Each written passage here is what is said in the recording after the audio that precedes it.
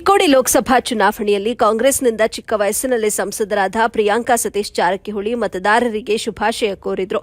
ಚಿಕ್ಕೋಡಿ ಲೋಕಸಭಾ ಕ್ಷೇತ್ರದ ಮತದಾರರು ಹೆಚ್ಚಿನ ಸಂಖ್ಯೆಯಲ್ಲಿ ಗೆಲುವು ಸಾಧಿಸಿದ್ದು ಅವರೆಲ್ಲರಿಗೂ ಹೃತ್ಪೂರ್ವಕ ನಮನಗಳು ಅಂತ ಹೇಳಿದರು. ಚುನಾವಣೆ ಸಂದರ್ಭದಲ್ಲಿ ಏನೇ ಆಶ್ವಾಸನೆ ನೀಡಿದರೂ ಜನರಿಂದ ಯಾವುದೇ ಮನವಿಗಳು ಬಂದಿದ್ದರೂ ಎಲ್ಲಾ ಕೆಲಸಗಳನ್ನು ಪೂರ್ಣಗೊಳಿಸಲು ಪ್ರಯತ್ನ ಪಡುತ್ತೇನೆ.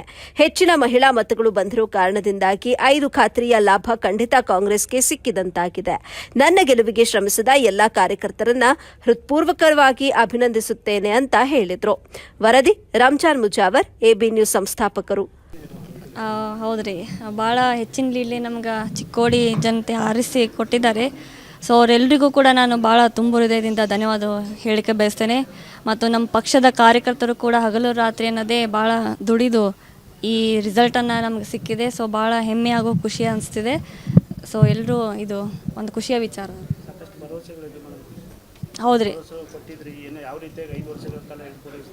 ಖಂಡಿತವಾಗಿ ಅವರು ಏನೇನು ಅವರು ಮನವಿಯನ್ನು ಕೊಟ್ಟಿದ್ದಾರೆ ಜನರು.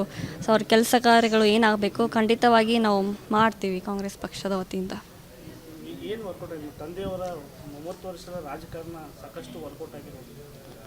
ಅದು ಇದೆ ರೀ. ಮತ್ತು ನಮ್ಮ ಕಾಂಗ್ರೆಸ್ ಪಕ್ಷದ ಏನು 5 ಗ್ಯಾರಂಟಿಗಳು ಕೊಟ್ಟಿದ್ದೀವಿ. ಸೊ ಹೆಣ್ಮಕ್ಳು ಕೂಡ ನಾನು ಆವಾಗಲೇ ಅಂದಿದ್ದೆ, ಹೆಚ್ಚಿನ ಸಂಖ್ಯೆಯಲ್ಲಿ ಅವರು ಕೂಡ ವೋಟ್ ಮಾಡಿದ್ದಾರೆ. ಹೆಚ್ಚಿನ ಟರ್ನ್ಔಟ್ ಆಗಿದೆ ನಮ್ಮ ಚಿಕ್ಕೋಡಿಯಲ್ಲಿ. ಸೊ ಅದು ಒಂದು ಭಾಳ ಹೆಮ್ಮೆ ವಿಚಾರ. ಸೊ ಭಾಳ ಖುಷಿ ಅನಿಸ್ತದೆ.